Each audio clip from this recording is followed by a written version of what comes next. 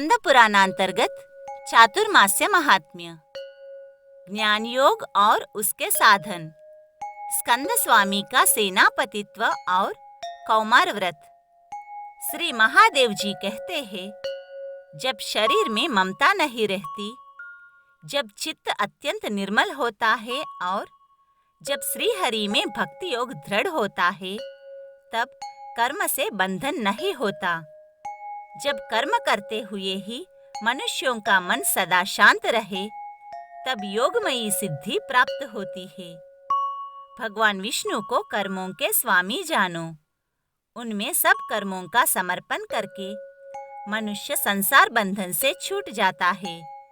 यही उत्तम ज्ञान है, यही उत्तम तप है और यही उत्तम श्रेय है कि भगवान श्री कृष्ण को सर्वकर्म समर्पण कर दिया जाए। यही निर्मल योग है, इसी को निर्गुण कहा गया है।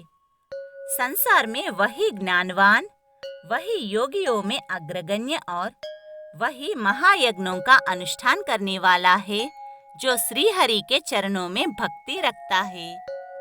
निरंजन भगवान विष्णु को जान लेने पर जिसने मनोमय, कर्ममय और वाणीमय दंड को धारण किया है, यानी इन तीनों को वश में कर लिया है, वही त्रिदंडी जानने योग्य है। अज्ञानी सदा बंधनात्मक कर्म द्वारा बांधा जाता है। द्विजों को श्रुतियों और स्मृतियों के अनुशीलन से मोक्ष का मार्ग प्राप्त होता है। ये मोक्ष मानो एक नगर है जिसके 4 दरवाजे हैं। उन दरवाजों पर शम आदि 4 द्वारपाल सदा विद्यमान रहते हैं। वे ही मोक्ष नगर में प्रवेश कराने वाले हैं। अतः मनुष्यों को पहले उन्हीं चारों का सेवन करना चाहिए। उनके नाम इस प्रकार है: शम, सद्विचार, संतोष और साधु संग। ये चारों जिसके हाथ में है, उसकी सिद्धि दूर नहीं है। भगवान विष्णु की भक्ति तथा उत्तम धर्म के आचरण से मनुष्यों को योग सिद्धि प्राप्त होती है। मनुष्य ज्ञान के लिए विद्यालयों में भटकता फिरता है।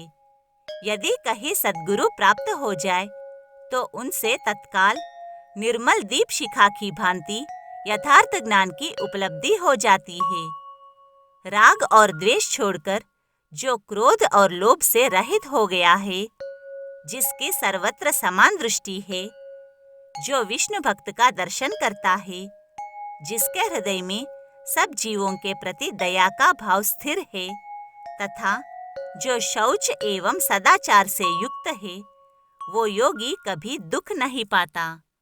जो माया आदि के आवरणों से रहित तथा मिथ्या वस्तु से विरक्त है और कुसंग से दूर रहता है, वो योग सिद्ध पुरुष है।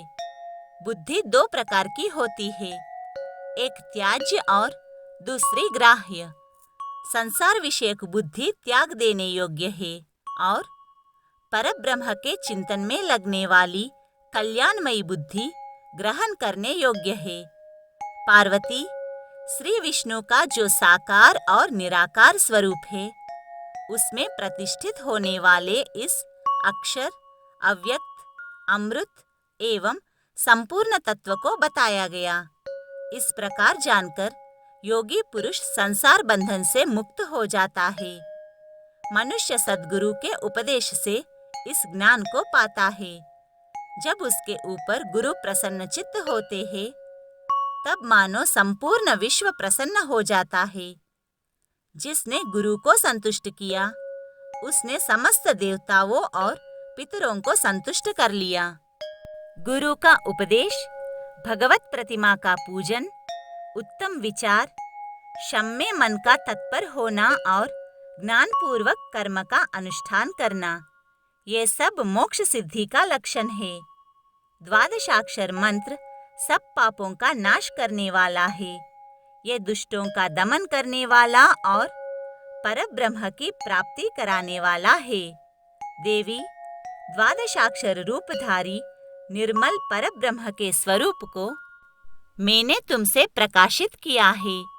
जो मनुष्य इस द्वादशाक्षर मंत्र रूप भगवत स्वरूप को जो योगियों के ध्यान करने योग्य तथा भक्ति से ग्राह्य है, चातुर्मास्य में श्रद्धा पूर्वक चिंतन करता है, भगवान विष्णु उसके कोटि जन्मों के पापों को जलाकर मोक्ष प्रदान करते हैं। ब्रह्मा जी कहते हैं, एक समय महाबली तारकासुर के भय से भागे हुए देवताओं ने महादेव जी की स्तुति की और उनकी आज्ञा से कुमार कार्तिकेय को अपना सेनापति बनाया। फिर स्कंद के तेज से प्रबल होकर सब देवता तारकासुर से युद्ध करने लगे। उस समय देवताओं ने दानवों की सेना को मार गिराया। भगवान विष्णु के चक्र से छिन्न भिन्न होकर सहस्रों दैत्य पृथ्वी पर गिर पड़े। युद्ध में दानव सेना को नष्ट होती देख तारकासुर देवताओं का सामना करने लगा।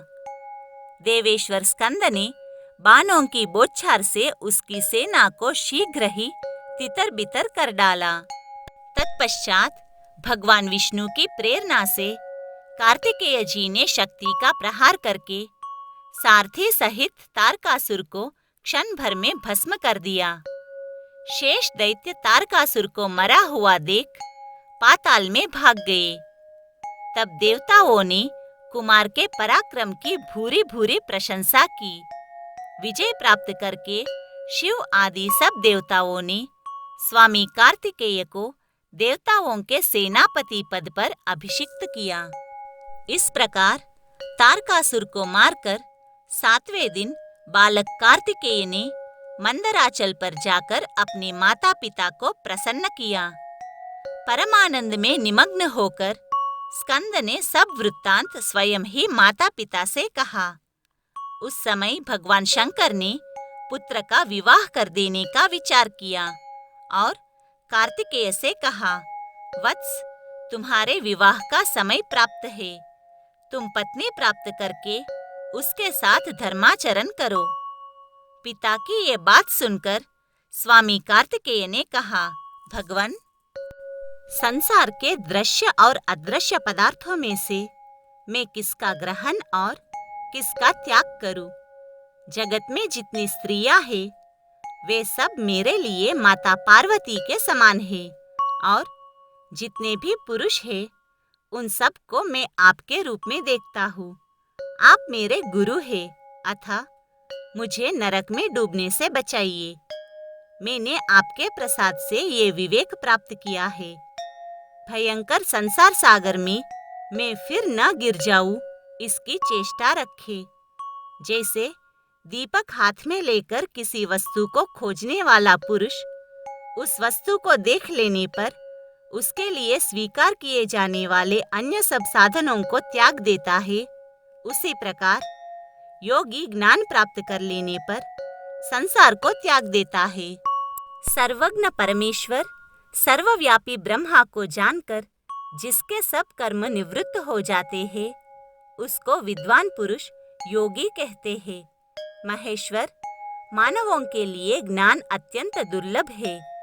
ज्ञानी जन प्राप्त किए हुए ज्ञान को किसी प्रकार भी खोना नहीं चाहते। ये ज्ञान आपके प्रभाव से ही प्राप्त होने योग्य है। मैं संसार बंधन से छूटने की इच्छा रखता हूँ, अतः मुझसे इस प्रकार विवाह आदि करने की बात नहीं कहनी चाहिए। जब देवी पार्वती ने विवाह के लिए बार बार आग्रह किया, तब कार्तिकेय जी पिता माता को प्रणाम करके क्रौंच पर्वत पर चले गए और वहां परम पवित्र आश्रम में बैठकर बड़ी भारी तपस्या करने लगे। उन्होंने द्वादशाक्षर बीज रूप परब्रह्म का जप किया और पहले ध्यान से सब इंद्रियों को वश में करके 1 मास तक मन को योग में लगाकर ज्ञान योग प्राप्त कर लिया। जब उनके सामने अनिमा आदि सिद्धियां आई, तब वे उनसे क्रोधपूर्वक बोले, अरे, यदि अपनी दुष्टता के कारण तुम लोग मेरे पास भी चली आई, तो मेरे जैसे शांत पुरुषों का कभी पराभव न कर सकोगी। यह चातुर्मास्य का महात्म्य सब पापों का नाश करने वाला है। जो भगवान शिव अथवा विष्णु को अपने हृदय में स्थापित करके अभेद बुद्धि से उनके अद्वितीय स्वरूप का चिंतन करता है, उसके लिए शत्रु भी अत्यंत प्रिय हो जाता है।